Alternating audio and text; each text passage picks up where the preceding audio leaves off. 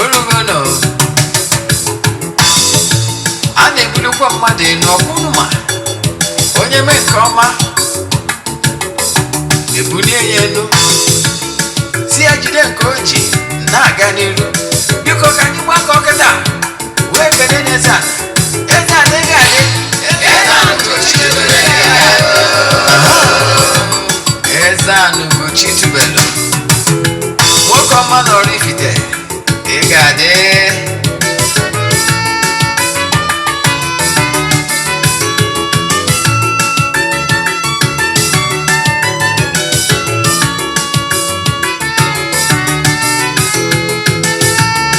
ọdịnala bụ eziokwu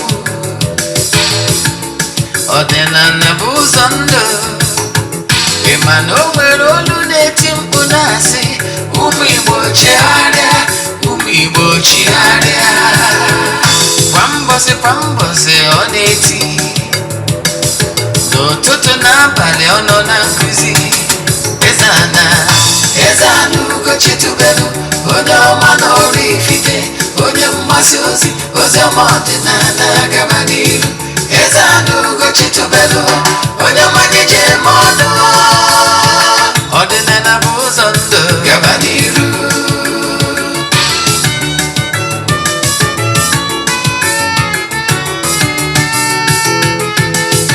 Eze-Ana ugochitubelu onye ọma na oraifite onye mmasị ozi ọma ọdịnala gaba n'iru Eze-Ana ugochitubelu onye mmanye je eme ọnụ ọdịnala bụ ụzọ ndụ gaba n'iru Eze-Ana ga-adị ugochitubelu ga-adị ugochitubelu tempụl ọ ya adị maka na eziokwu ọnwa chacha ndị ụka erigo anyị front and back ndị oche eri anyị front and back fọdụasị gara aka ghọrọ ụmụ Igbo si anyị rapụ nke anyị na nke fe ka mma buru Baịbụl bịa akwụkwọ akụkọ mepekwa chọọchị fa okwu n'ụka bịakwa ụtụtụ ọmanụ ụmụ ọdịnala Igbo anyị abịakwa n'oge awa nke eziokwu oge anyị ji were awa eziokwu niile aba nke ọ bụ mụnwa bụ Ogbuefi Eze-Ana ugochitubelu na oraifite na-anọ n'isi ya maka ndị ọ bụ tata bụ izizi ha na-afụ m n'eziokwu TV Plus ma ọ bụ na social media platforms kpọọ m Ogbuefi Eze-Ana ugochitubelu na oraifite abụ m onye isi nchụaja na ugochitubelu ọdịnala temple anyị na-agba afa miri emi rụkwazi ọrụ mmụọ dị iche iche abụkwazi m onye isi nchụaja na ọdịnala Restoration Evangelical Mission bụrụ onye mgbasa ozi ọdịnala Igbo so kpọọ m ọdịnala evangelist I will answer. My mission is to help people live better life. Dịka m si na-ekwube, what you don't know is only a mystery to you and not to all. Before I gaba n'iru, ọkwa dị mkpa echefuna na aja anyị na-achụ n'igwe, aja mbuni enu, aja epụta ihe, aja esigoro na ebu n'imirikite ndị mmadụ enu, mana anyị anaghị esho ihu ọrụ na social media ma ọ bụ n'eziokwu TV Plus. Yes, anyị anaghịkwa esho testimonies. You know why? Ọ bụrụ ihe anyị dị maka ịbịa, mana ana m achọ ịgwa gị na Chukwu na-emere onwe ya aha. Anyị malitere ịchụ aja iri n'igwe a ihe karịgoro 2 years now. O nwere ndị na-eso anyị since anyị malitere nya bụ aja wee luo date. As we speak, nwere ndị buku throughout the year 2024 ka ha dị sure na ha skip no 1 month. Ndị a na-agwa gị na every year from January ha buku throughout the year. Aja bunye enu nwanne chụba aja maka na aja karịrị ọgwụ. Aja a na-achụ n'igwe na-enwe great impact. Yes. Then ihe anyị na-eme na anyị na-ewere ya 3 prayer requests debe na altar na-achụ aja na-aga ọfọ na-ekwubi okwu n'isi gị ụbọchị ọbụla gaje na ọnwa agwụ. Ụbọchị nchịkọta ya anyị na-eje na temple, anyị na-ebudo je na mmiri chụọ ọnụ ndị mmiri aja mee sara aka n'aha mmadụ dum. gbagọtazie na temple chụọ aja to entities of powers na aha mmadụ dum jee n'ebe nchụaja gbuo ebu emesara aka nwanne chụba aja maka na aja karịrị ọgwụ. Yes, so ọ bụrụ na ị chọrọ isonye na aja, ihe ị ga-eme ewu ịchaatị ya ma forward ya 3 prayer request, then mee token donation to the account number. Account number ị ga-eji nweta m bụ 0 WhatsApp number ị ga-eji nweta m bụ 0805 7837672. I repeat, 0805 7837672. Yes, the chat is here. My one other details I need it from you in order to do. N'isi ụtụtụ a ejego ori m na temple chụọ aja gaa ọfọ kwubi okwu n'isi ndị niile sonyere anyị nke ọnwa. Ndị mmadụ ebuku ego dị ọnwa June. Yes. Now ihe na-achịkọwalụ gị bụ ike dị na aja a na-achụ n'Igbo maka na Igbo bụ ike. Ị nwekwara ike isonye na aja ebe ọ bụla ị nọ na nsọtụ ụwa dum ka ị na-esonyere anyị na our platforms na-agwa ndị mmadụ gbasara administration anyị, ka ị na-esonyere anyị na our social media platforms na-eshi anyị na-agwa ndị enyi ka ha bịa nụ from the horse's mouth. Kedu nkụzi nji bịa taa ọkpọrọ ihe nkụzi anyị ji bịa taata bụ what is idol worshiping? Yes, what is idol worshiping? Nya ka anyị ji maka ya bịa taa. Aṅụ na ngwọ na nkwọ na-abịa maka na isi oru. Yes, so ọ bụrụ na ị chọrọ isonye na aja, akpọgo m WhatsApp nọmba ị ga-eji nweta m. Then nke ọzọ bụ na-agwa ndị mmadụ gbasara administration ka ị na-eme nke a ka Chukwu Okike pụrụ ime ihe niile gozie gị ma gosibiga gị oke. Ngwa gezie ntị na nkụzi anyị ji bịa.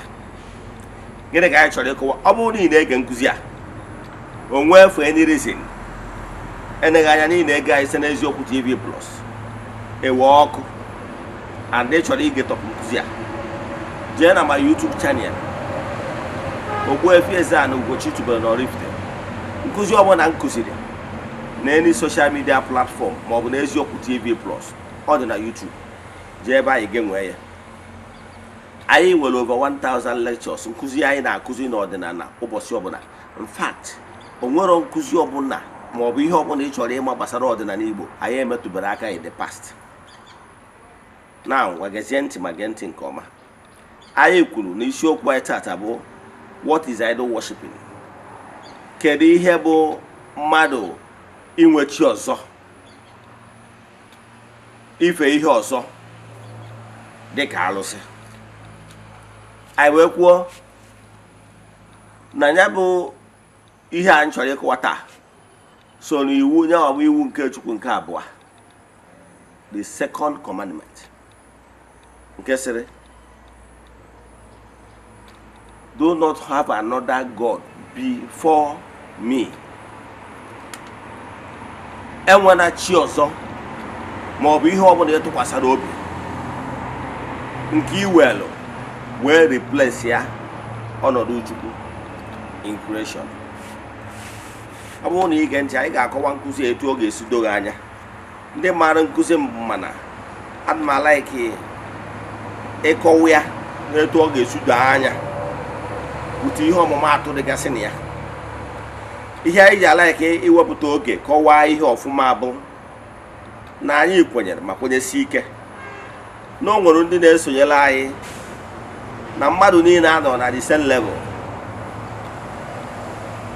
Etu esi wee nwee the earthly concept, esi wee nwee level, academic levels, etu a ka esi wee nwee spiritual level. Ị na-ege ntị? In academics, knowledge, mmụta, enwere ndị the crèche, those kindergarten, those nursery, primary, secondary, university, that's mahadum. Ndị maara ihe dum, mara ihe ọ pụtara n'olu Igbo si nọ mahadum, ndị maara ihe dum. Ụfọdụ ndị okenye anyị, mmadụ dịka Uche Okafọ ha bụ isi iwu nna ha na ndị ọzọkwazị bụ ndị gadara nọ n'olu Igbo wee chọwa kere afọ a ga-enye university. Ebe a ka ha si wee konkluduo na a ga-akpọ ya mahadum, maka na atụrụ anya na onye ọbụla jegoro fụwọ four wall of university kwesịrị ka ọ mara ihe dum ghọtara ebe ahụ Igbo translation ji wee bịa. Now anyị ma na ndị niile na-esonyere m ụfọdụ nọ na different spiritual level, mana anyị na-alaiki etu anyị ga-esi wee balance ya ka anyị wee nwee ike wee carry everybody along. So mma digress a little na ịkọwalụ gị ihe ị kwesịrị ịma gbasalụ spirituality ya na ihe gbasalụ worshiping idol. Nke mbụ, malụ na Chukwu okike pụrụ ime ihe niile onye abụ onye ike niile si n'aka ya bịa, and achịkwa nke ịmalụ na iwu a enyere mmadụ bụ iwu nke ịbụa na iwu adịbagori bido n'okike ụwa mgbe Chukwu okike kechara mmadụ ka o nyere mmadụ the manual, what to do, the do's and don'ts ụmụ mmadụ ga-eme ka o wee enjoy ụwa. Ị ma na ndị gụrụ moto ije na ya oge a enwere na moto nke m, ije ebe anwa ị ga-afụ the manual, the car producers dị na ya bụ moto. Manual a bụ ihe ndị rụrụ ya bụ moto na-akọwara gị ka ị mara ihe niile gbasara ya bụ moto, mmadụ ka ị ga-esi use onye bụ moto maka ọdịmma gị ka ị wee enjoy ya to the fullest. Ọ bụrụ na ị pay attention to that motor manual, I can assure you you will enjoy your car to the fullest. Etu anwa ka Chukwu okike si wee kechaa ụwa wee nwee terms and condition. These terms and condition bụ ihe a kpọrọ 10 commandments. Mana before ngaa n'iru echefuna na 10 commandments abụrụ iwu ndị ụka. Yes, maka na ịrụta mgbe na anyị na-eje ụka ọbịa eriri iri anyị front and back, so everything we attribute it to Christianity. 10 commandments, and this commandment has been in existence thousands of years, even before Christianity. Ihe na-achọ ka nkọwalụ gị bụ na ihe a bụ iwu Chukwu nyere mmadụ etu mmadụ ga-esi bi ndụ maka ọdịmma ya. Dịka isi malụ, all the names mentioned na Old Testament, yes, ndị a niile enwero nke bụ Christian. Example, Moses was never a Christian. Elijah, Jeremiah, Isaiah, name them. David, ndị abụrụ Christian. Ịghọtara ya? Iwu a, this natural law has been in existence BC, before Christ. So all manual enyere mmadụ maka ọdịmma mmadụ. Ịghọtara ya? So ọ bụgo na ịmadụgo nke a ama n'odogo gị anya. Then wee na-achị kọwara gị ihe merenụ mgbe a bịazielu na-aga iwu a Chukwu nyere mmadụ bụ ka ọ dịrị mmadụ mma, ka m wee mmadụ wee malụ ihe Chukwu tụrụ anya n'aka mmadụ. Wee na-achọ ka m kọwara gị nke bụ anyị na-ekwu maka ya taa bụ worshiping idol, what he entails. Anyị akọwa ya ụzọ na 1, gịnị bụ worship? Then 2, the second part, gịnị bụ idol? Ka o wee kwe ghọta. Worship bụ ofufe. Total worship bụ ofufe. Gịnị bụ ofufe? Enwelu ụzọ nsọpụrụ ịtọ dị n'ụwa. Nke mbụ bụ nsọpụrụ a na-akpọ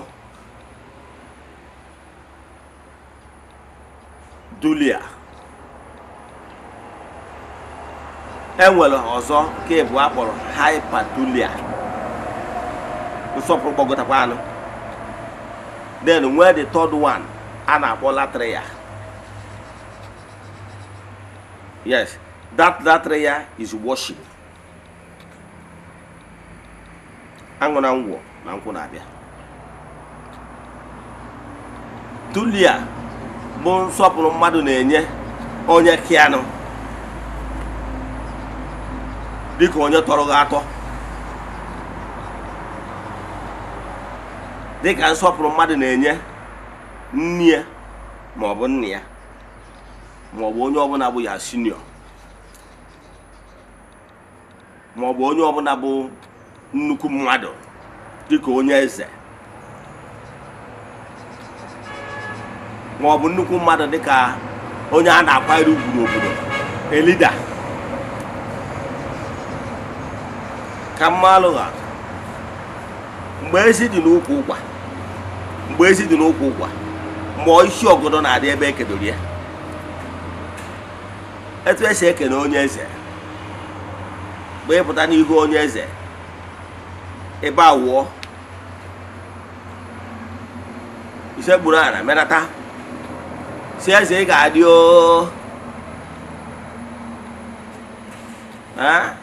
eze atapụ ọ ga-adị bak si nwa m ọ ya adịrị gị mma, ọ ga-abalị. Ihe a bụ nsọpụrụ mmadụ na-enye mmadụ ibie kianụ. Dịka nsikwu, isi na isi ka bụ n'ọnụ, enwere isi ka ibie,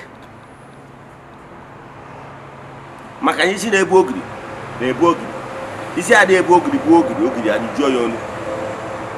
Ọ bụrụ taa ka e nwebelu isi na-ebu ogiri, even in animal kingdom, ụfọdụ ga-agwa gị na agụ bụ the king of the jungle, gosiri na ụmụ anụmanụ nwekwa na-enwere ike nwe ọfịa. Ịghọtara? King of the jungle. Ị na-afụ ụmụ ant a, ụfọdụ nwere ike si were soja ant wee ma atụ, ma onye ant ọbụla ịma, ndị a na-akwụ na line. Ọ bụrụ na ị na-ehe anya close observation, ị ga-enotice na o nwere ndị n'ime those ant bụ isi ukwu, isi ha karịrị isi ibe ha, to show you na ndị a bụ ndị bụ isi na-eburu ha ogiri, ndị nna ha.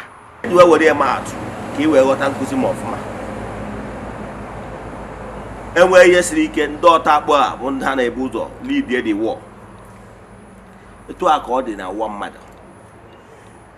Onye eze bụ the best among equal, onye ahọpụtara n'etiti ndị ya ka ọ bụrụ onye ndu ha. Ịghọtala? Onye ahọpụtara ka ọ bụrụ onye ndu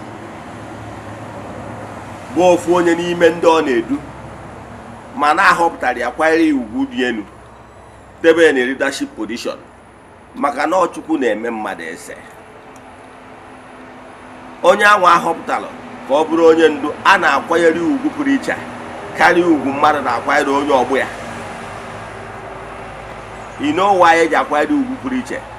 Maka na ọkwa dị elu anwa nke Chukwu na mmadụ nyere ya. Therefore, ị ga-akwanyere onye eze ugwu, ị ga-akwanyere onye nọ na leadership position ugwu, ị ga-akwanyere onye tọrọ gị ọfụma ugwu. Onye akpata n'obodo dị mma na-enwe ndị okenye, the elders, leaders of thought, ndị eji okwu ha agba izu, a na-akwanyere ha ugwu. In Igbo spirituality, enwere ya. Ịghọtara ya? Enwere ndị Igbo spirituality, enwere nwa diọkpara, enwere obi, enwere ranks dị iche iche.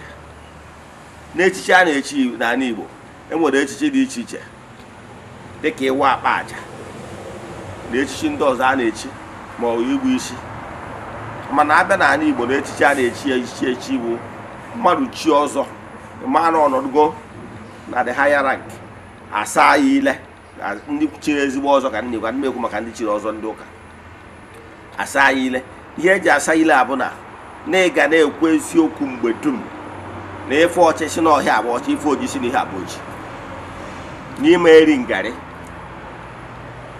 Onye abụkwa onye ahọpụtara ka ọ dị n'ọkwa dị elu n'ime ndị anwa chiri nze chi ọzọ, n'ime ha ka a na-esi ahọpụtakwa onye ichie ga-represent maybe his own clan n'Igwe's cabinet. A na-akwanyere ugwu na nke mgbe ị pụtara wee si onye eze ị ga-adị wee ebe a wụọrịa, you are not worshiping onye eze. Ihe ị na-akwanyere ugwu bụ the throne, what he represents. Ị ghọtara ya? Ọ bụrụ worshiping at all. Mma akọwalụ gị ihe wụ worshiping. Then ma ọ bụkwa na-eforo esogo m n'ugwu Awụsa fụ ebe a na-akwanyere Sariki ugwu, fụ ebe a na-akwanyere elder statesman ugwu na befa. Ime ihe a na-ekene ndị chief ha, ndị nnukwu mmadụ, ndị ọta akpo nọ na be ha. Yes, erota m mgbe njelu Yoro local government dị na Jalingo, that is na Taraba state. Eruo Jalingo wee si ebe a wee jee n'ime Yoro local government. N'ebe anwa ịfụ ndị okenye ya na-ekele ha ranka dede, you bow ranka dede, ya bụ ekene a na-ekene nnukwu mmadụ onye ọkụ ya dị enu. Ọ bụrụ worshiping. Ọ bụrụ na enye gị opportunity to see His Excellency, your state governor, ị ga-adị excited ọkwa eziokwu near for giving you the privilege to have one-on-one interaction with His Excellency ọkwa eziokwu. That His Excellency na-achọ efu nwere ike ọ bụrụ na ịtọrọ ya, mana nke bụ eziokwu bụ na ọ bụrụ na na-echọrọ na enwere encounter with His Excellency, enye audience ka efu Mr. Governor, ihe ekene with respect ọkwa eziokwu, mana you are not worshiping him. Ihe na-ekeneri ya bụ with that respect bụ maka position nke o mere occupy. Ịghọtara ya? Ime ihe ji wee mara instances niile atụ ndị a ka o wee ghọta ụdị nsọpụrụ a na-enye. O nwere nsọpụrụ a na-enyekwa n'obodo na-abịa okenye obodo. Ọ bụrụ na be anyị n'ọgụnwa bụ the oldest n'obodo, obodo wee zukọ, anyị akwanyere ugwu dịka okenye, maka na ọ bụrụ gị mere onwe gị, mmụọ mere gị, ọ febi nweta n'aka Chukwu. Ị mara ndị Igbo na-recognize na mmadụ bụrụ okenye, ihe ọ pụtara na the person is blessed na ọ nweta favor n'aka Chukwu. So ebute ọjị anwa, eburu ọjị a jebe na-eke okenye na okenye anwa ebikwasị ọjị aka kwubie okwu. Ịghọtara ya? Mgbe okenye a mere ihe dị etu a, akwanyegoro ya ugwu. Ọ bụrụ worship ka a na-worship ya. O nwere ike ọ bụ ịgwa okwu imenatara ya si ya nna anyị, o wee sị gị ngwa si etu a mee, si etu a mee, onye ọbụla ekwe yororo m. A na-akwanyere ugwu maka okenye. Ọ bụ ọnya kpatara n'ala Igbo onye a bụ okenye na-ejide ọfọ okenye. O nwere ọfọ. Ọ bụrụ na be anyị taa na mbụrụ the oldest man na my own village Ezumere as a whole, ọ mụnwa ga-eji ọfọ oraifite, maka na Ezumere bụ okenye oraifite. So onye ọbụla bụ the oldest person na Ezumere ga-eji ọfọ oraifite as a whole. Ịghọtara ya? Ugwu a na-akwanyere aka ji ọfọ anwa, ji ọfọ obodo, ugwu buru nnukwu ibu, and ihe eji akwanyere ugwu ahụ because of what he represents. Nwere ihe na-aghọta? Ọ bụrụ worshiping at all. Ọ bụrụ worshiping. Elotara m mgbe m nọtụrụ Lagos obere, efu ndị okenye ha na-amasara n'ala. Ha na-amasara n'ala. A na-asịzi ya binie. Recognize God, respect. Ọ bụrụ worshiping. Ka bụ ofu. Ka anyị banye na another stage of worshiping, another stage of another category, then the ranks of nsọpụrụ.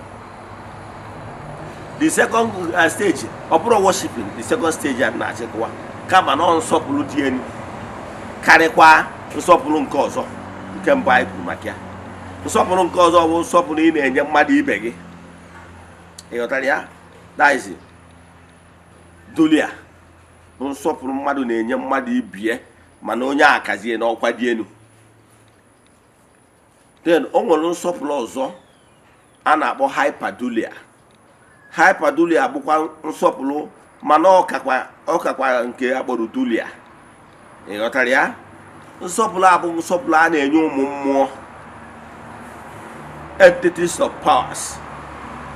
Once you are in their presence, you genuflect, you recognize the fact na ha bụ ndị na-ejere Chukwu na mmadụ ozi. Ka mmakwalụ gị atụ, ọ bụrụ na o nwere ihe unu na-eme n'obodo unu, ewee bụ na emere Mr. President invite.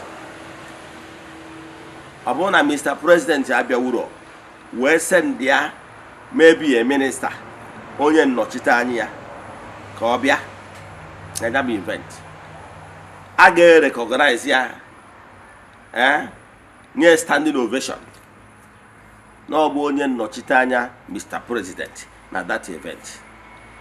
The same way, ọ bụrụ na ebe Catholic, o nwere onye a na-akpọ Papa Nuncio, ọfịs ya dị na Lagos. Papa Nuncio bụ onye a na-akpọ onye nnọchite anya Pope na each country. So onye nnọchite anya Pope na Nigeria, the last time I checked, is Papa Nuncio. Onye a na-akpọ ya. That Papa Nuncio, the office here na Lagos. So mgbe ị na-ekene ya na-akwanyere ugwu, ọ na-anọchite, ị na-akwanyere ugwu maka whom he represents, ka ugoro maka nke mmadụ. Mana nke mmụọ ọzọ bụ the hyperdulia bụ o nwere ugwu ị na-akwanyere ụmụ mmụọ dịka ugwu ndị Igbo na-akwanyere ndị ichie. Yes, you respect them with reference. Yes, some can genuflect. Maka na ndị ichie a na-ekwu bụ ndị nna nna anyị ha that once lived here on earth, and they have the life worthy of emulation. Ha live fulfilled life. E celebrate ya ha mgbe ha bisi alụ ndụ wee banya n'ogige nke aṅụrị. Ọ bụrụ ndị ụka ha kpọọ ya paradise, mana Igbo spirituality we don't call paradise. Kama na enwere na ana mmụọ ebe ndị ichie na-anọ, ebe ahụ bụ the highest point any matured human spirit can achieve.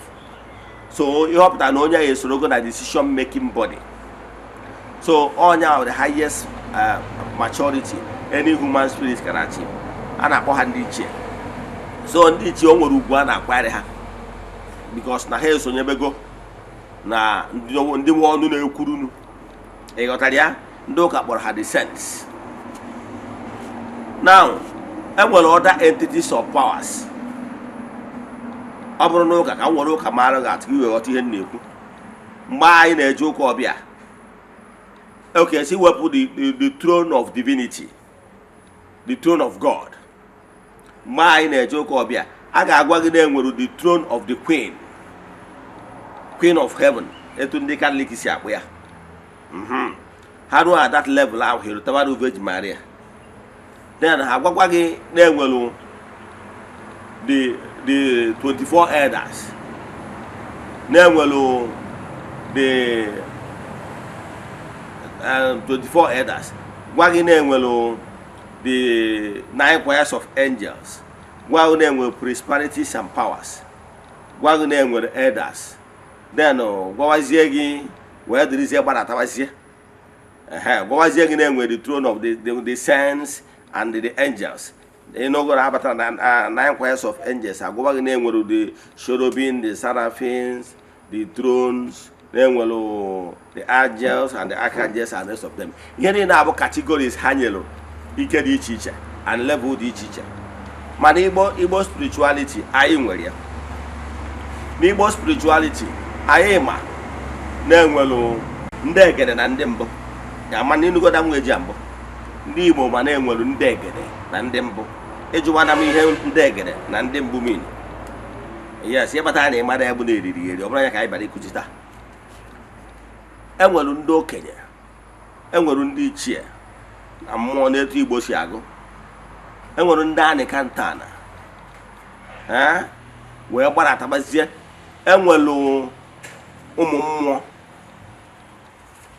n'ọgasị n'okwu mmụọ dị iche iche akpọrọ alụsị wee gbaratabazie down to ya chi ma aja na ma ntami Morocco. Ndị a niile bụ yes level of powers. Ndị a niile mkpọsịrị afa kịta ọ bụrụ ọda ụmụnne anyị ndị nọrọ ọda spiritual sets, ha ga-agwa gị na I was at the throne of God Almighty. Na-enwere the primordial queen, na-enwere the other realms ma ya ebido ịkpọsị afa, mana etere ụgba etere okiri. Ihe a na-achịkọwalụ na-enwere layer by layer of spiritual forces. So in Igbo spirituality, anyị nwere that layer by layer. Ọ ihe niile abụ ihe a na-asị gị chukwanda, chukwumada, chukwenda, chukwanda. Ịghọtara ya? In Igbo spirituality, anyị kwenye na-enwere 4 cardinal points. Anyị agwa gị na-enwere the fire elements, na-enwere the water elements, na-enwere the air elements, na-enwere the land elements. Ihe a niile forces. Ịghọtara ya? Ndị a niile abụrụ Chukwu ka ha bụ.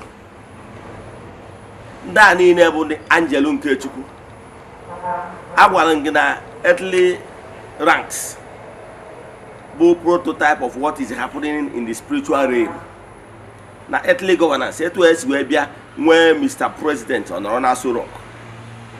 Then nwezie ma minister, accountant general, nwee ma PAMSEC, nwezie ma ndị governors, secretary generals, nwee ma governors, gbadatawa ma commissioners, gbadatawa to local government chairman, the councillors. Ndị a niile wu division of labor, the ranks of power of Mr. President.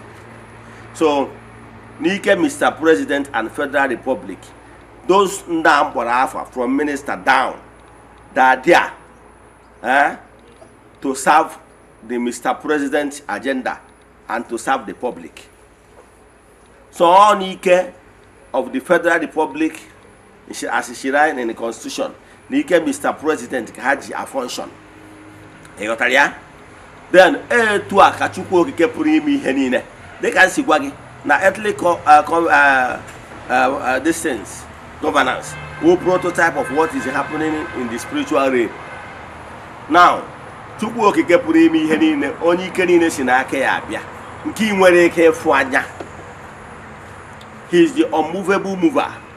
O nwere ihe ọbụla ike ọbụla mewuru ma eweziga ike Chukwu. Apart from ike Chukwu, all the entities of powers cannot function. Ịghọtara ya? Eweziga ike Chukwu, alụsị enwere ihe o mewu, ndị ichie enwere ihe o mewu, who the sense. Ụmụ mmụọ dị iche iche na-agagharị na-eme mma enwere nke ha mewu.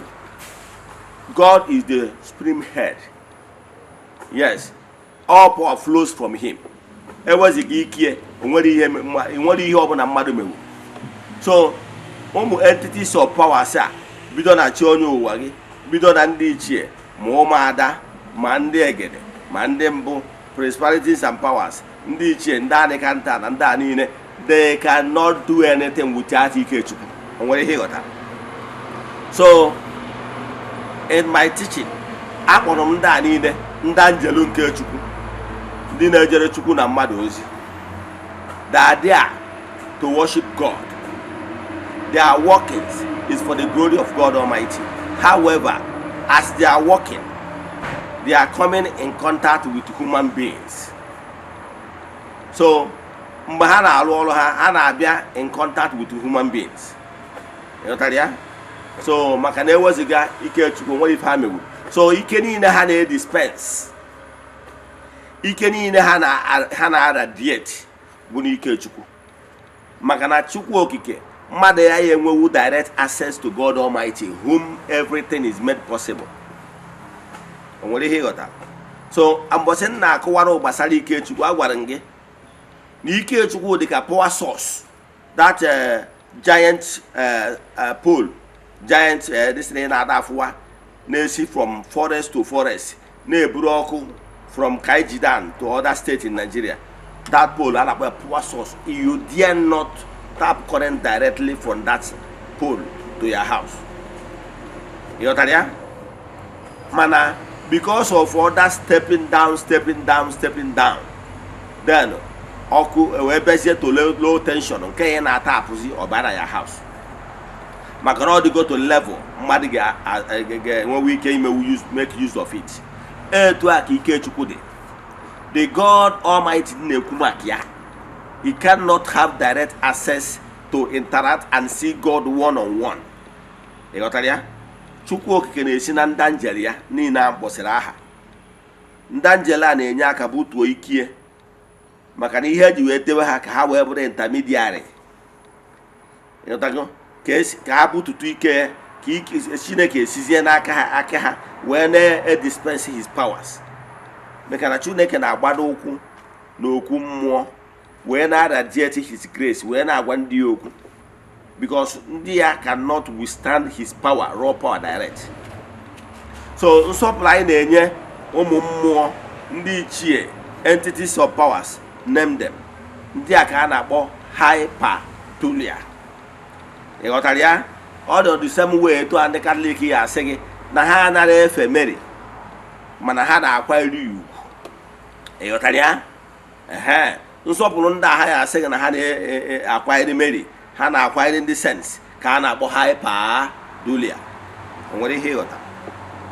Then agbakọtazie n'ike a na-enye nsọpụrụ a na-enye Chukwu okike, nke a worship, nke a ga-esigo na nsọpụrụ pụọ. Nsọpụrụ a na-enye Chineke ka a na-akpọ latria. Inugo ka the language si weda latria. Ịfụna na ọ dịghị iche from dulia and hyperdulia. Nke Chukwu dịwado ọ Chukwu dị unmovable mover, onye a na-efe. N'ọdịnala Igbo anyị anaghị efe okwu mmụọ, anyị anaghị efe ndị ichie, anyị anaghị efe chi onye ụwa gị, anyị anaghị efe alụsị dị iche iche. Yes, we don't worship them. N'ọdịnala Igbo ọ bụrụ na efu m ka m na-ekpe ekpere, ihe m na-akụwara gị na anyị na-ayọ ihe dị etu a n'aha Chukwu okike nke pụrụ ime ihe niile.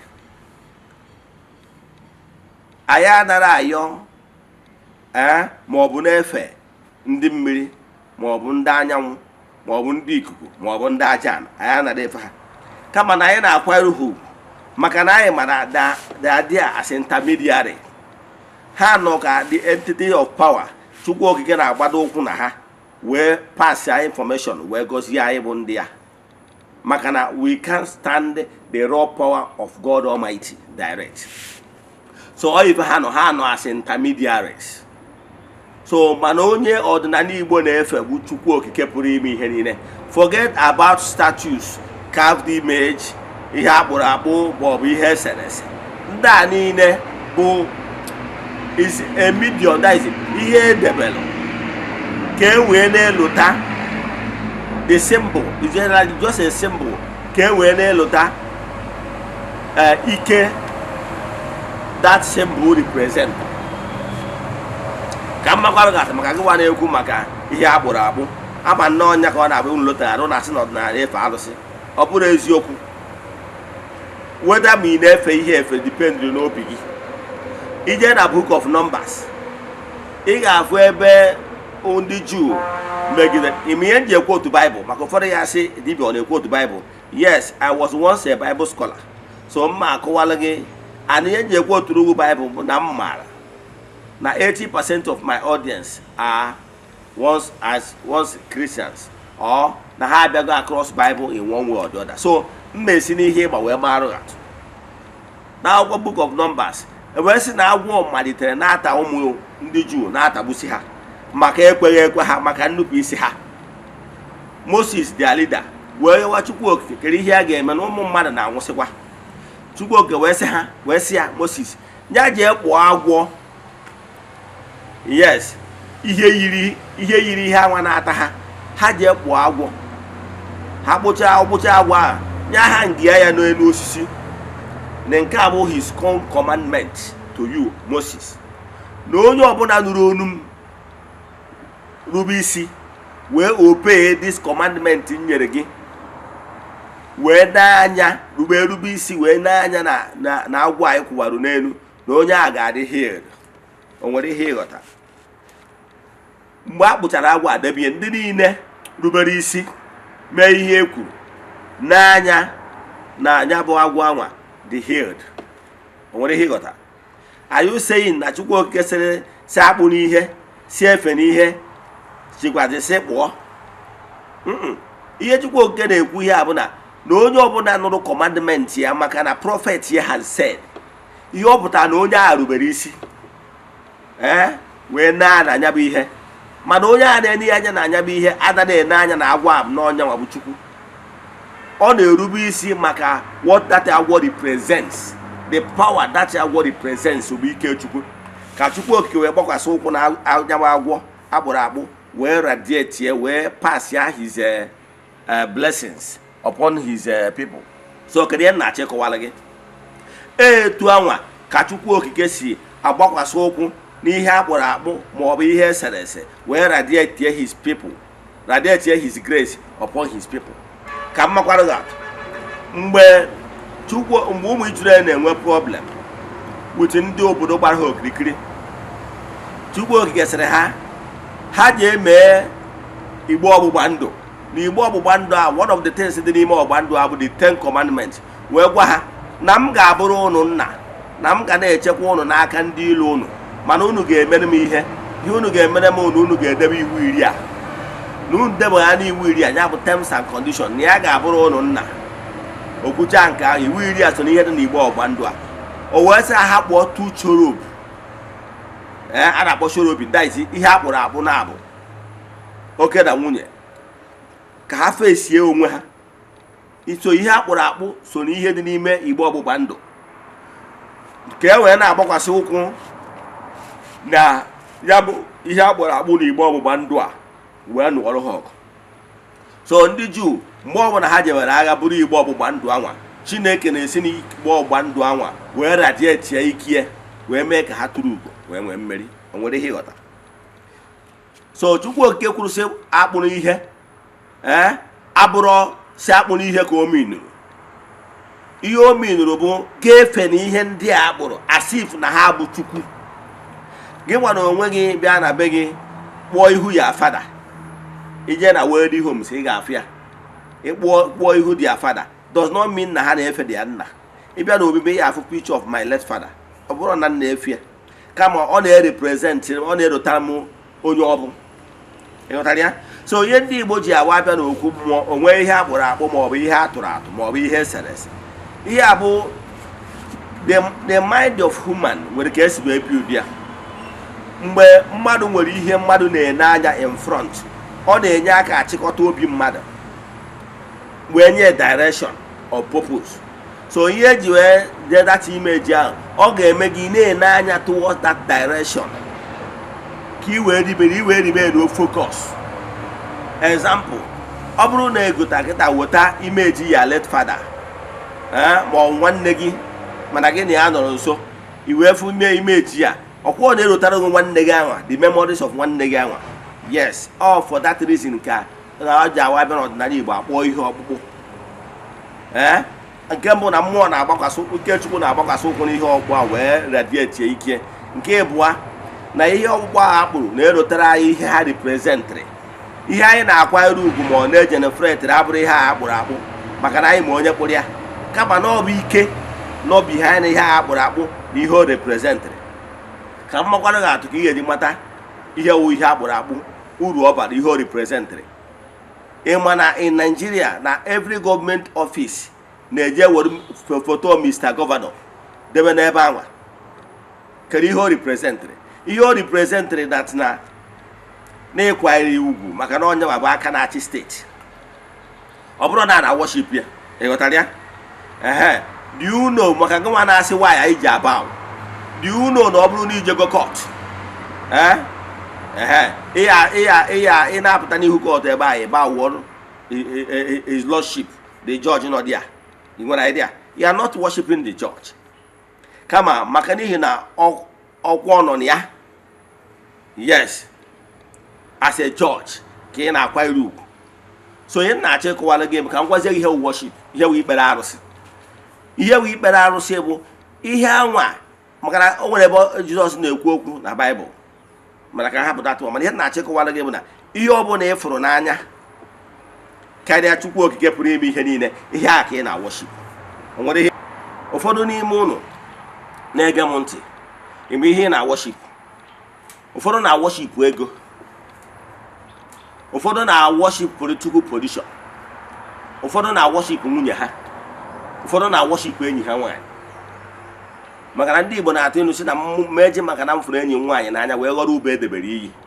Ụfọdụ n'ime unu dị ready ime undo, that is do undo, ka ọ bụrụ na o pleasiri his political gladiator, political mentor ya, ọ dị ready igbu mmadụ, political talks, ka o wee fụ nọ nna ya ukwu nọ n'ọkwa. And they man that God Almighty gave condition and they instructed you never to kill fellow human being, and you went ahead and you follow human being ka i wee please your political mentor. Oga, you are worshiping him. That your political mentor iji maka ya wee negara Chukwu anya wee je gbuo mmadụ, nya ka ị na worship. Gị nwa ji maka ego nke ụwa je gbuo mmadụ, and ị ma na Chukwu okike sịrị gị thou shall not kill, mana maka ihe ịfụnanya ifuru ego ije gbuo mmadụ, ego ka ị na worship. Gị nwa ji nwoke ji maka nwunye gị na-efuru nwunye gị n'anya je gbuo mmadụ, ọ nwunye oke na worship, vice versa. Ịghọtara ya? So ihe ọ bụla ịfụrụ n'anya ga-eme gị ka ị kọmiti ya ifuru without eneghị anya n'azụ, that thing ka ị na worship. Ị ma na o nwere ndị na worship ụta anụ ahụ. Ihe a ga-eme gị ka ị gaa against God's wish, nya ka ị na worship. So ọ na-abụ ekwu idol worshipers, ụfọdụ onye ụfọdụ akwa aka pilot debe ahụ na onwero nke ha mewu asị ka ọ bụ ihe bụ worship. Na ọ sị do not have another God before me. So enwere Chukwu ọzọ ị ga-ebubu ụzọ karịa Chukwu okike pụrụ ime ihe niile. Other gods in ordinary Igbo spirituality will respect the gods, but they will never take the position of God Almighty. As long as you get respect na your political mentor, as long as you get respect na your partner, but don't worship your partner to the extent that you will disobey God's mandate. Ka i wee fulfill nke mmadụ ime a na-etu worship wee go onye. So you got to hear this na worship. So worship bụ ihe ọ bụla idebela ahead of God. Nya ka ị na worship. So ọ bụrụ na ị na worship ego or follow human being or material thing ma ọ bụ anụ ahụ ọbụla n'ịnụpụ isi n'iwu Chukwu, nya ka ị na worship. Anyị achịkọwago mana ihe na-achọ ka nkọwalụ gị bụ na ihe anyị achịkọwago na ihe na-achịkọwalụ gị bụ na ihe bụ ikpere alụsị bụ ihe ọbụla ịtụkwasara obi, ihe ọbụla ị na-epe attention to, ihe ọbụla ị na-anara instruction for karịa Chukwu okike pụrụ ime ihe niile. Ihe bụ na ị nwere ike discard the God's commandment ka ị wee mee nya bụ ihe a ka ị na worship. So unu enezi n'anya na iwu ndị ọdịnala recognize the fact na Amadioha ma ọ bụ Udo ma ọ bụ Ogwugwu ma ọ bụ Ụlasị ịbụ angelu nke Chukwu, entity of power, na-eburu ayịyọm mmadụ ebe ọ ga-eje submit ya, ma ọ bụ my late father nna achụpụrụ ya aja ma ọ na-awapụrụ ya ọjị isi nna nna ekpere arụsị. Ghọtara ihe ị na-ekwu maka na ihe m na-enye bụ respect. Yes, respect is reciprocal. So mgbe m na-enye akwanyere ugwu maka ọkwa dị elu nke ọ nọ na mmụọ, then ọ gọzie m.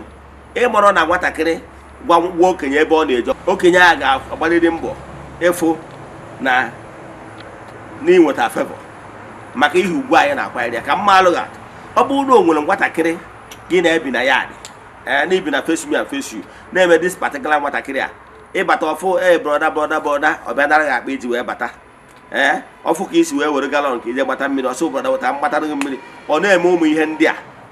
O nwee ka esi wee pụta n'ụzọ wee fụ ebe ya na ndị mmadụ na-enwe problem ma ọ bụ ndị keke ma whatever, ọkwa ya akwụsịsị achị bụ ụzọ kere ya problem, o wee sị gị nke a ihe egoro dị kesi. Ọkwa eziokwu kedu ebe iji wee goro dị kesi? Ihe iji goro that kesi ya bụ maka na nwatakịrị na-erube isi. Ịghọtara ya? Nọọ nwatakịrị na-erube isi dị afọ efu ya ka ọ nọ n'ọnọdụ maka isi ahụ ọ na-erubere gị ịgbatara ya ọsọ enyemaka. Ọkwa eziokwu mana ọ bụrụ na nwatakịrị na-aghọpụta n'ụtụtụ ọfụ gasị elda ọkpọ kim ọma atụpụrụ gị ọnụ ọma ekene gị ekene ụtụtụ nwatakịrị na-eto anyị pụta n'ụzọ ọfụ ebe ya na ndị mmadụ na-enwe ọgba aghara ọkwa ịgachi ike yes ọ ihe na-eme so ihe anyị ji recognize ndị anjelu nke Chukwu ụmụ mmụọ dị iche iche bụ anyị na-akpọ ya ibuild personal relation.